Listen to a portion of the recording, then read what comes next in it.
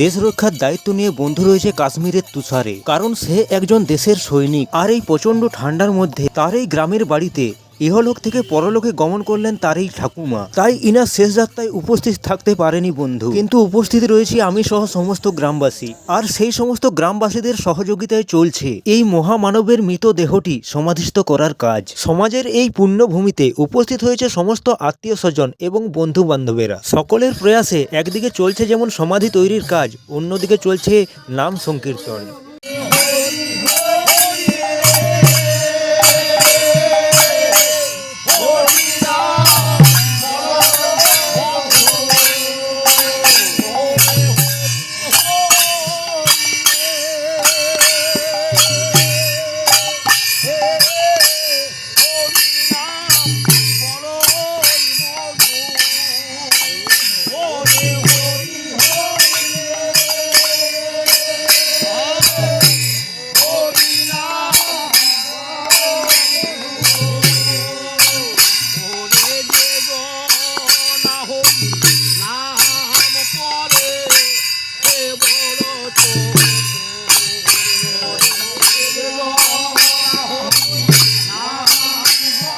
এই মহামানবের মহান আত্মার শান্তি কামনা করে আজকের ভিডিওটা এখানেই শেষ করছি। ওং শান্তি।